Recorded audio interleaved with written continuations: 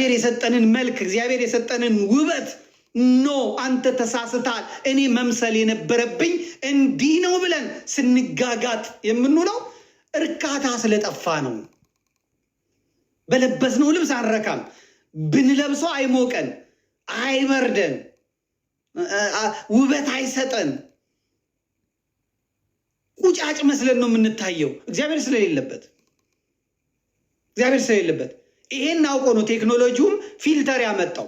ፊልተር አመጣና ግጥም አድርጎ አስቀመጠ። አዳሜ ቲክቶክ ላይ ንግስት ማክዳን ትመስላለች። ከቲክቶክ ውጪ ደግሞ እሱ ይቅርብኝ። የብዙዎቹን እያየን ስለሆነ ማለት ነው። የብዙዎቹ እንዲህ አይነት አድርጎ እግዚአብሔር የፈጠራቸውን ጥቁር አዝሙድ አድርጎ በእውነት ጥቁር አዝሙድ ያምራል። ልጥልጥ ያለ ጥቁር አዝሙድ አድርጎ የፈጠራቸው ሰዎች እዚህ ጋር መጥተው እጃቸው ጥቁር አዝሙድ፣ ይሄኛው ደግሞ የኑግ አዝሙድ ሆኖ ብቻ የሆነ ነገር የተልባም ቡኒ ነገር ነው የሱፍ አዝሙድ ሆነው ይታያሉ። ይሄ ካለ መርካት ይመጣ ነው። ሴቶች ብቻ አይደሉም እኮ ወንዶቹን አትመለከቷቸውም እንዴ? ወንዶቹ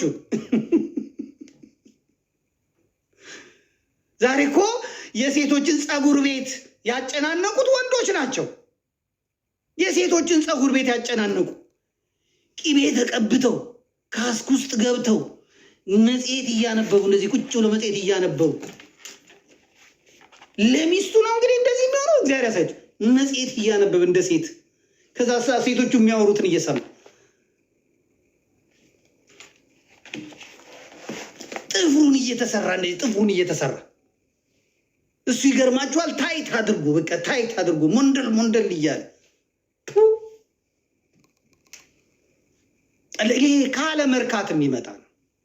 ሰው እግዚአብሔር በሰጠው ውበት ያለ መርካት፣ እግዚአብሔር በሰጠን ነገር ያለ መርካት።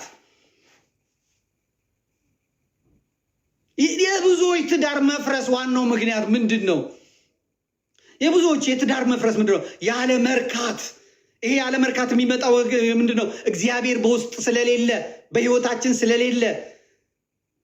ስለሌለ እግዚአብሔር በውስጣቸው ያለ ሰዎች ምንም ተጨማሪ ነገር አይፈልጉም። አላያችኋቸው? ስንትና ስንት እንደዚህ ቢያደርግ እንደዚህ ብታደርግ አሁን እኮ እንደዚህ ይደረጋል ሲባል ምንም ነገር የማይሉ የትና የት የደረሱ የሚያስቀኑ ስንትና ስንት ሰዎች አሉ። ዛሬ ፌስቡክ ላይ የሚለጠፍ ወይም ኢንስታግራም ላይ የሚለጠፍ ፎቶ ቤት ገብቶ እስከ 30-40 ሺህ ብር የሚከፍሉ አሉ። ስቱዲዮ ገብተው ኢንስታግራም ላይ ለመለጠፍ ለፎቶ ስቱዲዮ እስከ 10 ሺህ 20 ሺህ 30 ሺህ የሚከፍሉ አሉ። ይሄ ሁሉ መጋጋጥ ምንድን ያላችሁ እንደሆነ ያለ መርካት። ይሄ የብዙዎቹን ህይወት አቃውሷል። ለምንድነው ዛሬ ትዳር የማይጸናው? ለምንድነው ዛሬ ትዳር የማይዘልቀው?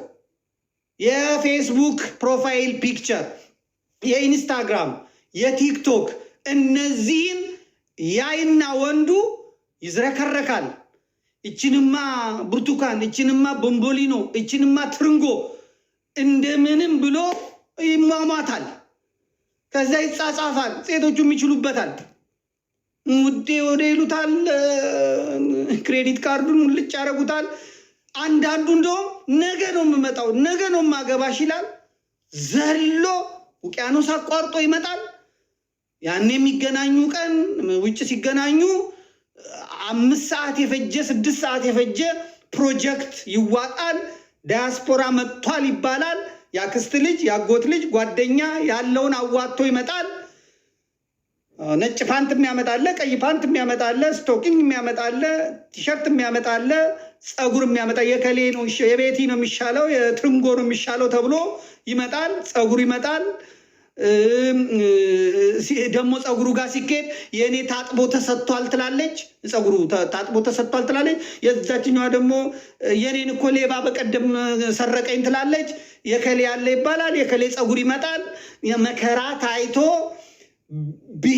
ብሔረሰቦች ኢንቨስት አድርገውባት፣ ዘመድ አዝማዱ ኢንቨስት አድርጎባት ከጫማ ከምን መዋጮ ተደርጎ ቦርሳ ይዛ ማታቀውን ቦርሳ ተሰጥቶ አነጋገር አወራር ስልጠና ተሰጥቶ ስትቀርቢ እንደዚህ ነው የምትዩ። ምግብ ሲቀርብ በቃኝ በይ። ከዛ አንዴ ከጎረሽ በኋላ በየደቂቃው እንደዚህ በይ ትባላለች። እቤቷ የድስት ፍቅፋቂ ቁጭ ብላ ተህቷ ጋር የምትሻሟ ሴትዮ እዛ ሄዳ በየደቂቃው እያለች በቃኝ አይታ ማታውቀው ምግብ ሁላ ሊሆን ይችላል። ይህ ሁሉ መጋጋጥ ለምንድን ነው ያልን እንደሆነ ኮንፊደንስ እግዚአብሔር የሰጠንን በማጣት ራሳችንን በማጣት ያመጣ ነው።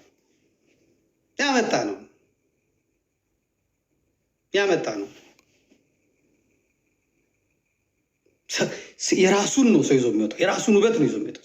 የራሱን ነገር ነው ይዞ የሚወጣው። ሰው የሚወደኝ ሰው እኔን ከነ ንፍጤ ከነ ምናምኔ ነው እንጂ ሊወደኝ ይፈለው የለም። ይመጣል፣ ከዛ እንትን ይላል፣ ከዛ ትንሽ ቆይቶ ይጋባሉ። ያ ቀን የሚያያት ሰውዬ እንደ ድንገት አብሮ ማደር ይመጣል። ከዛ ጠዋት ከመኝታው ሲነሳ አጠገቡ የተነጀው ጋሽ ከቤ እንዴ የት ሄደች? እኔ ነኝ። ማናንተ ምን አባባላችሁ? ምን እዚህ ውስጥ አስገባችሁ? ራስሽን ስላሴ ሲፈጥሩሽ አብ ወልድ መንፈስ ቅዱስ ሲሰሩሽ ውብ አድርገው። የሰው መጥፎ የለው። ሁሉም በአርአያ ስላሴ የተፈጠረ ነው።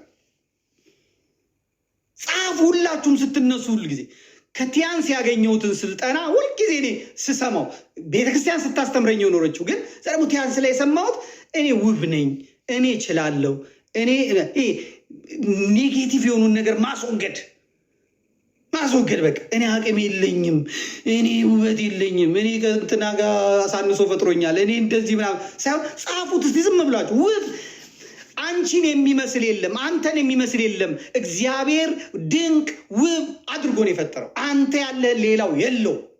ራስሽን ሆነሽ ቅረቢ።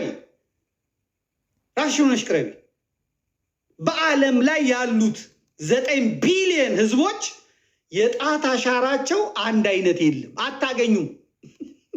ሰማይ ዝቅ ምድር ከፍ ይላል እንጂ 9 ቢሊዮን ህዝብ የጣት አሻራው የተለየ ነው። የአይን አሻራው የተለየ ነው።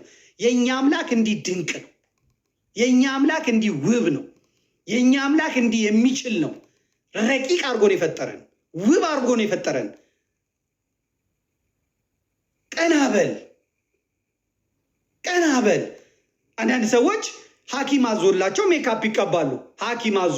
ሐኪም በጤና ምክንያት አዞላቸው ይቀባሉ። ከዛ ውጪ ዱቄት ተቀብቶ ዱቄት ሆኖ መኖር ትክክል አይደለም። ይሄ ኮንፊደንስ ከምንድን የመጣው? መምህራን የተባሉት በዚህ መጠን ከመጡ አያቸዋለሁ። ተቀባብተው የሚመጡትን መምህራን አያቸዋለሁ። ወንጌልን ሊያስተምሩ መጥተው